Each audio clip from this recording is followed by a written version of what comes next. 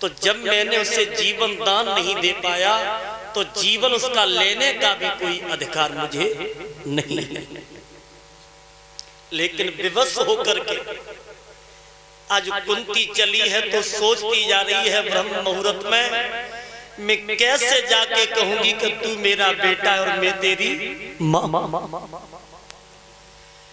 चलते चलते कुंती जब ब्रह्म मुहूर्त में भक्तों कर्ण के पास में पहुंची है, कर्ण ने देखा है कि आज राजमाता कुंती का कैसे आना हुआ।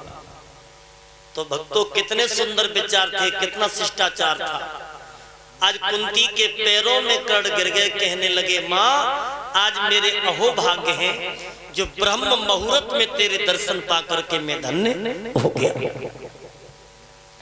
सो कुंती छाती से लगा करके रोने लगी, बेटा काफी दिन से मेरी भी आंखें तुम्हें देखने के लिए तरस रही थी,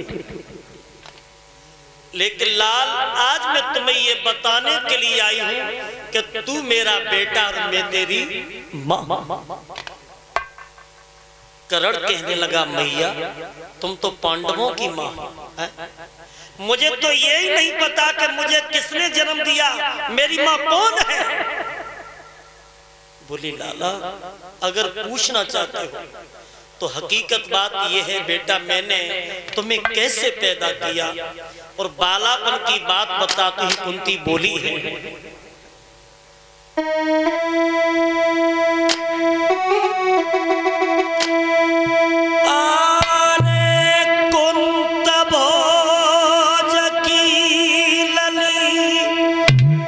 बताने लगी पिछली बार और लगती बाबुल को अति प्यारी।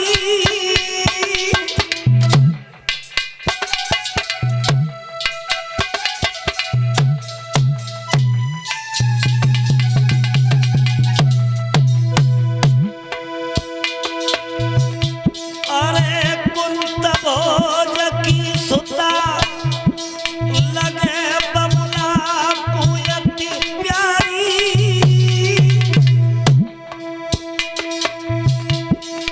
अरे मैंने करी तपस्या बालापन में जब थी हम कुंवारी, बेटा करी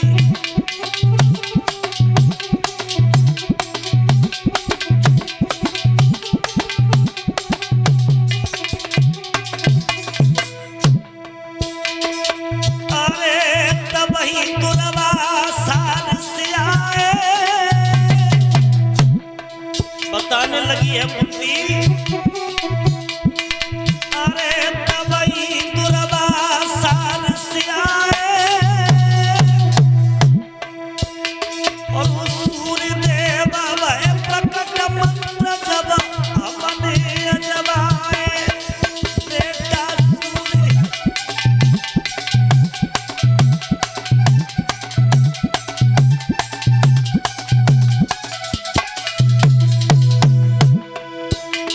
ध्यान देने की बात है। कुंती ने अपने पिता का नाम क्या बताया? कुंत भोज। लेकिन ये कुंत भोज की लड़की नहीं थी, ये राजा सूरसेन की लड़की थी। और कुंत भोज कौन थे? सूरसेन के मित्र थे। तो सूरसेन से मित्र ने कहा था कुंत भोज ने कि मेरे कोई पुत्र नहीं है ना कोई पुत्री है और मेरा नाम डूब जाएगा, इसलिए हे राजा सूरसेन तुम्हारे घर में अगर कोई संतान हो या लड़की हो या लड़का हो वो आप हमें दे देना। तब सूरसेन के लड़की पैदा हुई थी तो बचपन से ही अपने मित्र कुंत भोज को दे दिया था। तब राजा कुंत भोज ने उस लड़की का क्या नाम रखा था? कुंती। तो वही कुंती अपने बालापन की बता रही है कि बेटा जब मैंने तपस्या की थी तो दुर्वासा ऋषि ने आकर के एक मंत्र दिया था। वो मंत्र सूर्य भगवान को प्रसन्न करने के लिए, और जब मैंने मंत्र का जाप किया तो सूर्य भगवान मेरे पास आए थे।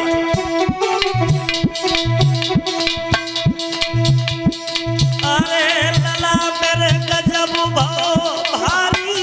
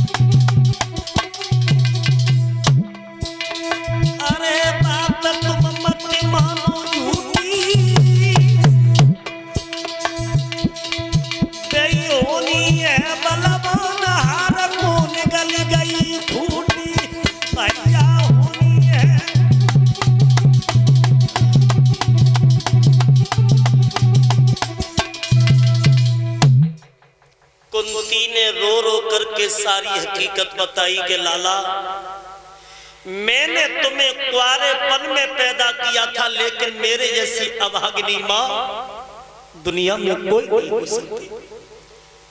मेरा दोष इतना था कि बेटा, मैंने समाज में बुराई छिपाने के लिए और तुझे पैदा होते ही संदूक में बंद करके नदी में फेंक दिया था। सो करण पैरों में गिर गया। मां, तुमने जन्म दिया तो अच्छा किया, लेकिन जन्म देते ही देते मेरा गला घोट के क्यों नहीं मार दिया था? आज तो माँ की ममता दिखा रही हो, लेकिन माँ तूने मुझे 9 महीना अपनी कुच्छा में रखा। मैं तेरा ऋणी, तू हमसे कछु मांग ले। कुंती कहने लगी, लाला और कुछ नहीं मांगने आई हूं, केवल इतना कहने आई हूं कि आप दुर्योधन का साथ छोड़ दीजिए और 5 भाइयों में मिलकर के रहिए, क्योंकि दुर्योधन अन्यायी है, दुष्ट है। सोई करण कहने लगा, मां मर सकता हूं, लेकिन दुर्योधन का साथ छोड़ नहीं सकता। बार बार कुंती समझाती है, लेकिन भक्तों ऐसी भी दुनिया में मां हो गई। करण कहने लगा, मैया अगर तुम नहीं मानते हो तो दिल खोल के मांग लो, किस उद्देश्य से आई? तो वो कुंती बोली, लाला अगर पूछना चाहते हो तो सुनो, मैं तुम्हारे पास क्यों आई? अरे पांचा बड़ा तो परशुराम के बेटा ही बलकारी।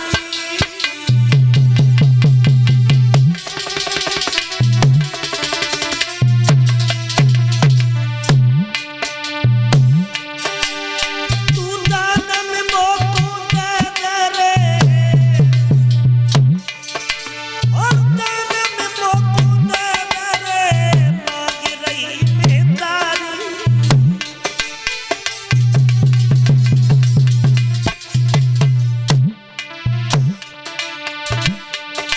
मेरे बेटा पूर्ण कर दे मेरी आस, कि नहीं मार की खातिर करण में आई तेरे पास। भैया सुन मैया की बात, लला धरती पे गिर गो है। अब तो सुन कुंती की बात, करण धरती पे गिर गो है।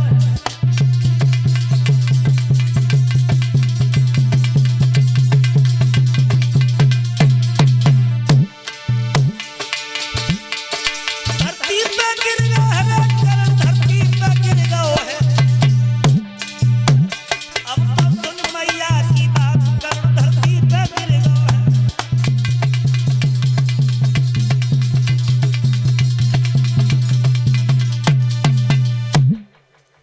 कुंती ने कहा कि हे बेटा, कर और कुछ नहीं चाहिए, अगर देना चाहते हो तो मैं तुम्हारे पास केवल इसलिए आई हूं कि मैंने ये सुना है कि तेरे पास परशुराम वाले 5 बाण। एकदम भाइयों ठाड़े से पछाड़ खा के करण गिर गया।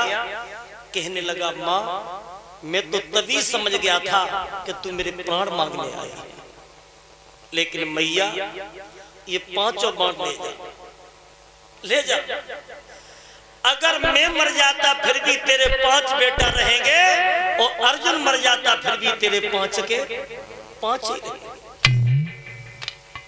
देखिए कितना सूरवीर था बलवान करण।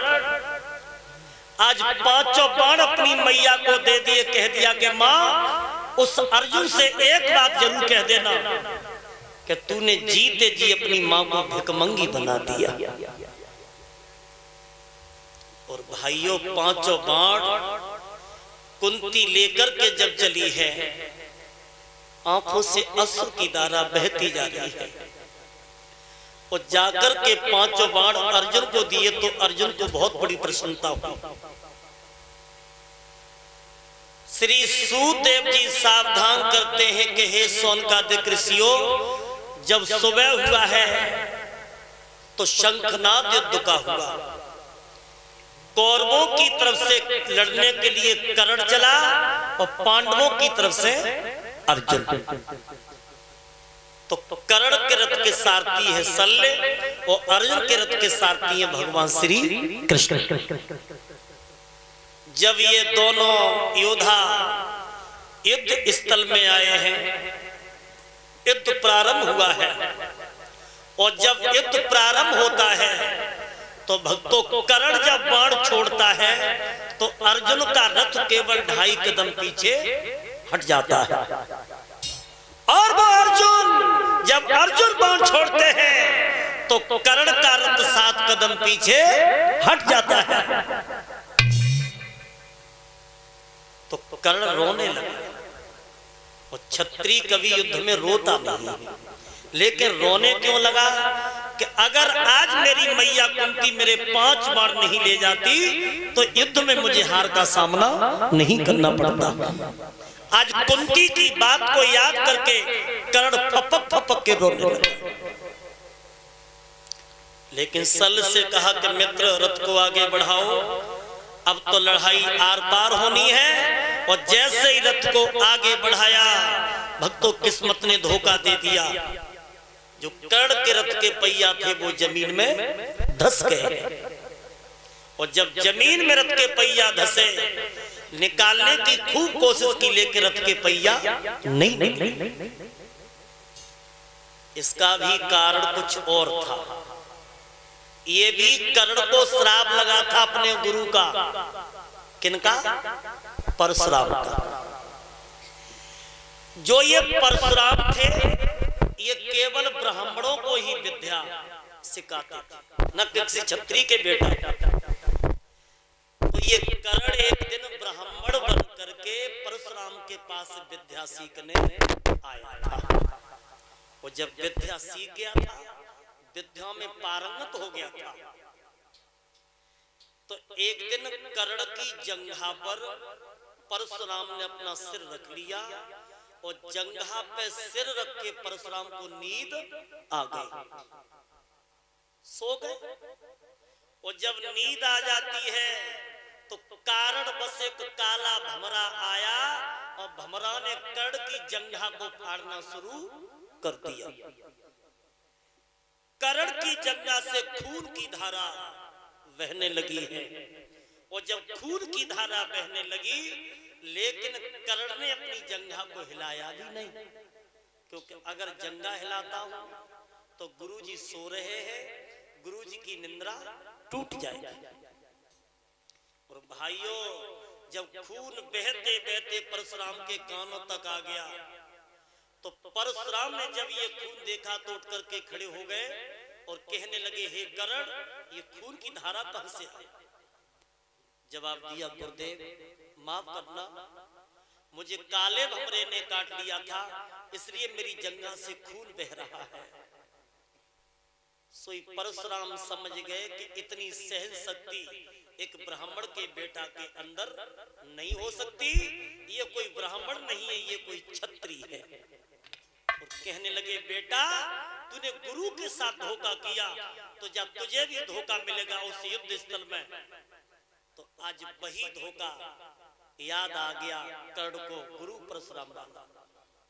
और जब रथ के पहिया जमीन में चले गए तो भगवान ने इशारा किया कि अर्जुन अब देरी मत करो, इस कर्ण को मौत के घाट उतारो। धर्म की बात आई है, सो कर्ण बोला, प्रभु ये कहां का धर्म है? जब क्षत्रिय निहत्ता हो तो निहत्ते पे कभी वार नहीं करना चाहिए। भगवान बोले, क्यों रे, तू धर्म को जानता है? आज तू धर्म की बात कर रहा है, उस दिन तेरा धर्म कहां गया था जिसमें वो द्रौपदी लज्जा की चादर ओढ़ करके भीख मांग रही थी? कृपाचार्य के पास गई, द्रोणाचार्य के भीष्म पितामह के पास गई, क्या तुम उस सभा में नहीं बैठे थे? और उस दिन तेरा धर्म कहां गया था जब 7 महारथियों ने घेर करके अर्जुन का बेटा अभिमन्यु मरवा दिया था? क्या वो निहत्ता नहीं था? और उस दिन तेरा धर्म कहां गया था जब तूने पांडवों के लाक्षा गृह में अग्नि लगवाई थी? वो आज धर्म की बात कर रहा है। एक बात कह रे करण,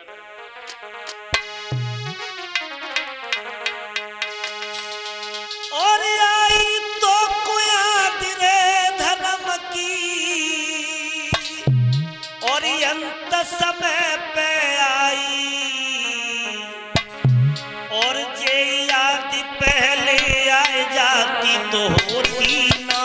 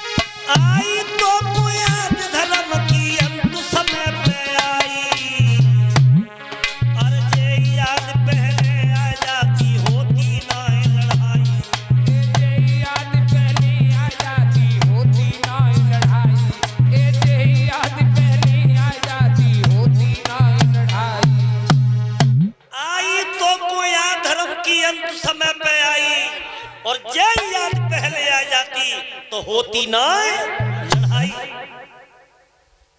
आज तुम धर्म की बात करते हो करण, भक्तों उसी समय भगवान मुरली मनोहर ने इशारा दिया अर्जुन को कि इसका अंत कीजिए। सो भक्तों बाणों की बौछार आज अर्जुन ने कर्ण के ऊपर करी है। सबसे पहले सारथी मारा गया, उसके बाद कर्ण के शरीर में बाणों की सैया सी छलनी शरीर हो गया, खून की नदियां बहने लगी। अब तो कर्ण का अंतिम समय जब नजदीक आने लगा तो भगवान ने देखा कि अब कर्ण बचेगा तो नहीं, लेकिन कर्ण बहुत बड़ा दानी है, मरते समय इसके पास हम जरूर जाएंगे, कुछ न कुछ दान में मांगेंगे। तो भगवान अर्जुन को साथ में लेते हैं, ब्राह्मण का रूप धारण किया, कर्ण के पास में जाकर के ब्राह्मण बन करके भगवान मुरली मनोहर पहुंचे। बोले कर्ण, हमने सुना है कि दुनिया में तेरे जैसा दानी कोई नहीं हुआ, लेकिन आज हम तुम्हारे पास कुछ दान में मांगने के लिए आए हैं। कर्ण कहने लगा, ब्राह्मण देव अब मरते वक्त आयो तो मरते वक्त मेरे पास और कुछ नहीं है, केवल मेरे दांतों में सोना लगा है, ये सोना मैं तुम्हें दे सकता हूं। बोले तो सोना ही हमें दान करो।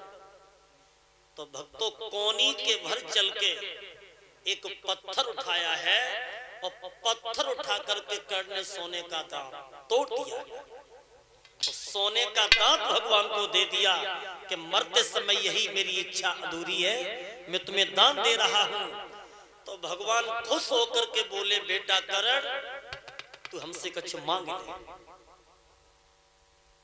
कर्ण कहने लगा प्रभु अगर देना चाहते हो तो मेरी अंतिम इच्छा है।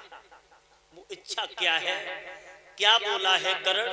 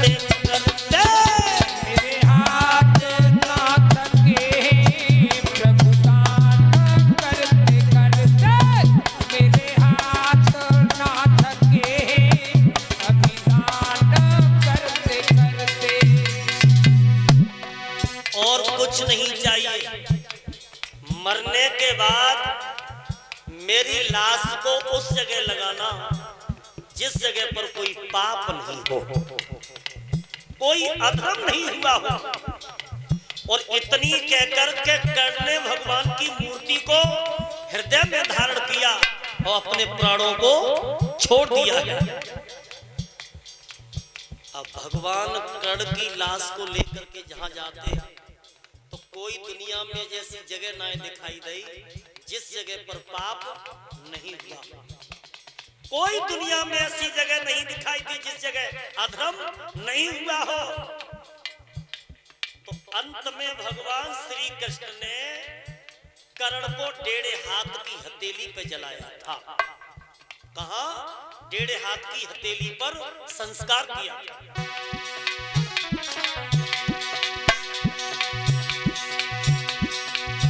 जब लाश ले कर्ण की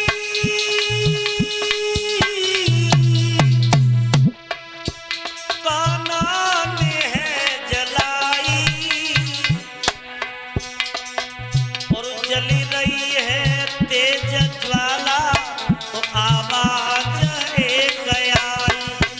जली रही है तेज ज्वाला आवाज एक आई। जली रही है तेज ज्वाला आवाज एक आई। कान्हा को हुआ है विस्मय बोले ही डरते डरते। चिता से कई आवाज आ रही है, प्रभु हाथ ना थके हैं अभी दानों करते करते।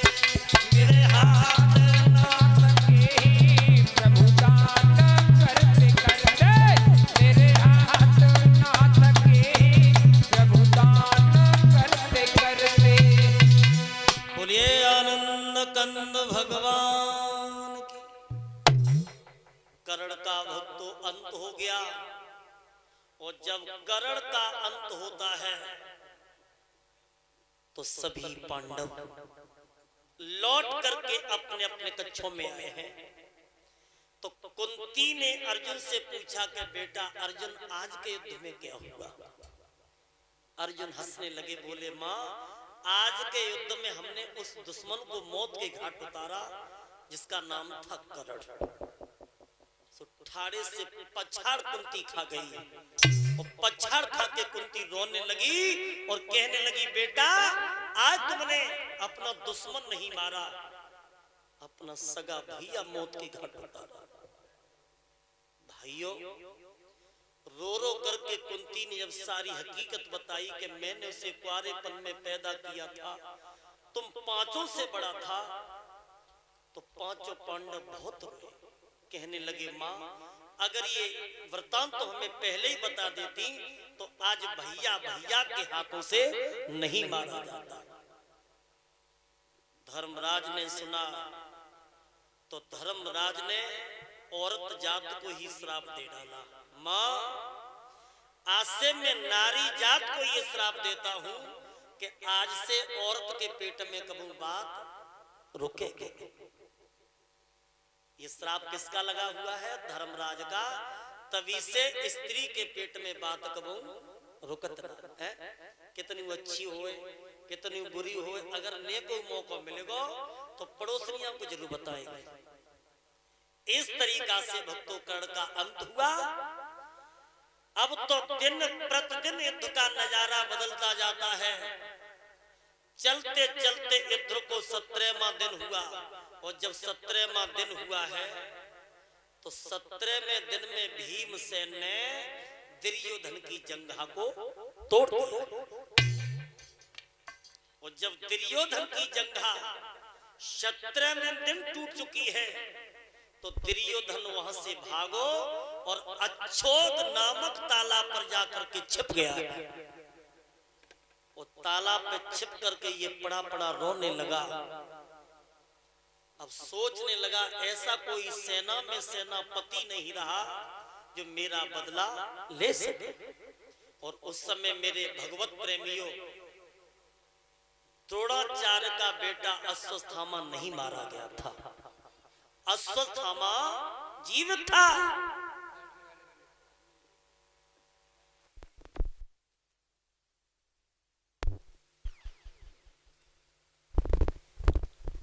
बोलिए आनंद कंद भगवान की जय, सतगुरुदेव भगवान की जय।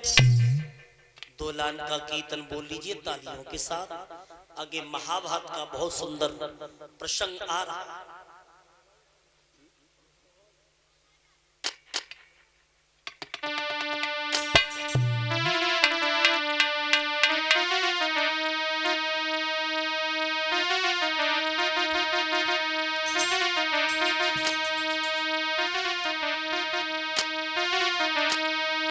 अरे सतगुरु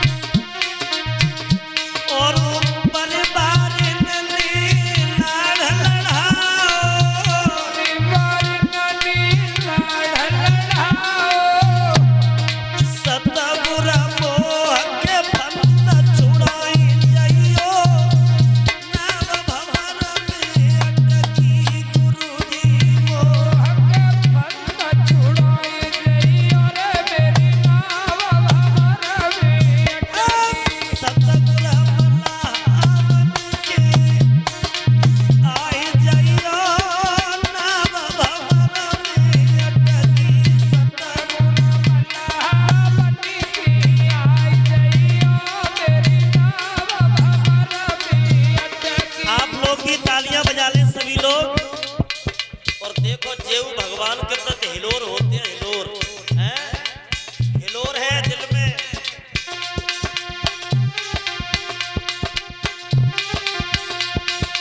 अरे बनू कैसे बीनू सामरिया कटो जमुना को पानी। अरे बनू कैसे बीनू सामरिया कटो जमुना को पानी। अब कैसे बीनू सामरिया दैया कटो जमुना को पानी। अब बनू कैसे बीनू सामरिया कटो जमुना को पानी। अब कैसे बीनू सामरिया कटो जमुना को पानी। अरे जब पानी मेरे तरबन पे पानी मेरे तरबन पे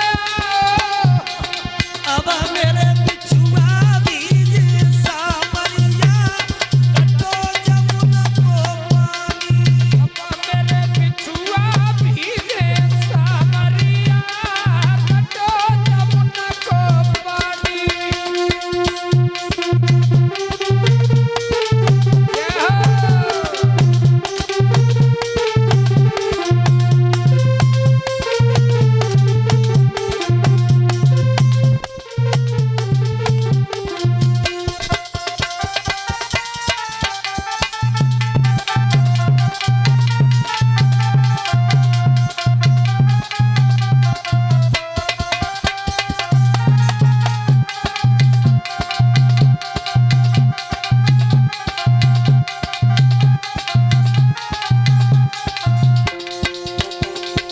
अब बनू कैसे बीनू सामरिया अरे कटो जमुना को पानी।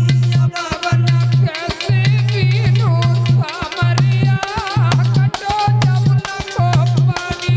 अब कैसे बीनू सामरिया कटो जमुना को पानी।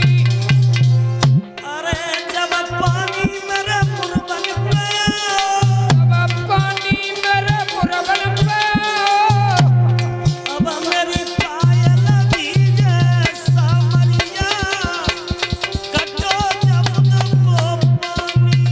मेरी पायल भीगे सामरिया कटो जमुना को पानी। अब पायल भीगे सामरिया कटो जमुना को पानी। आनंद कंद भगवान की जय।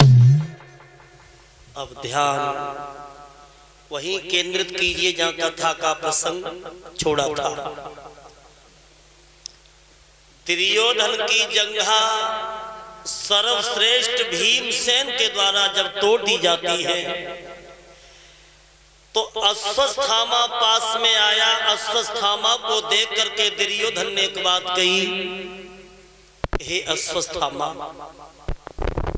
हमारे दल के सभी योद्धा मारे गए और आज युद्ध का 17वां दिन है, कल युद्ध का अंतिम दिन है 18वां। तो मैं तुम्हें आज अपनी सेना का सेनापति नियुक्त करता हूं और आज्ञा तुम्हें देता हूं कि तुम रात ही रात में जाओ और 5 पांडवों के शीश काट करके मेरे सामने लेते आओ। अश्वत्थामा हाथ जोड़ के बोला, दुर्योधन माफ करना, अरे 17 दिन में सभी महारथी मारे गए और तुमने एक भी पांडव नहीं मार पाया और हम एक रात में 5 पांडवों के शीश कैसे काट सकते हैं। लेकिन फिर भी आपकी आज्ञा को सिरोधार करता हूं। और भक्तों, आधी रात के वक्त ये जहां द्रौपदी मैया का शिविर लगा था, जिस शिविर में 5 पांडव द्रौपदी सहित सो रहे थे, आज शिविर के लिए ये अश्वत्थामा चला। उधर भगवान मुरली मनोहर ने देखा कि अश्वत्थामा 5 पांडवों को मारने के लिए आ रहा। तो राती रात में भगवान ने 5 पांडव उठाए और रथ में बैठा रहे और भगवान ले गए। केवल द्रौपदी रह गई थी और द्रौपदी के बारे बारे 5 बच्चा। द्रौपदी बच्चों के साथ सो रही है और इधर से अश्वत्थामा जब चला है तो भगवान ने भोले बाबा को पहरा पे खड़ा कर दिया कि द्रौपदी के अंदर, शिविर के अंदर कोई घुस नहीं पाए। अश्वत्थामा चला है और चलते चलते आगे बढ़ा तो इसने एक पेड़ पे क्या देखा कि एक घोंसला, और घोंसला में क्रोच नाम का पक्षी बैठा है और वो कौवे के बच्चों को बदले की भावना को लेकर के मार रहा है। बाजी वाह, विचार किया कि पशु पक्षी रात में बदला ले रहे हैं अपना, तो हम तो मनुष्य हैं, हम क्यों नहीं बदला ले। और उसी आग में, उसी ज्वाला में धधक करके आगे बढ़ा अश्वत्थामा तो क्या देखा कि मैया द्रौपदी का शिविर लगा था और भोले बाबा पहरे पे खड़े हैं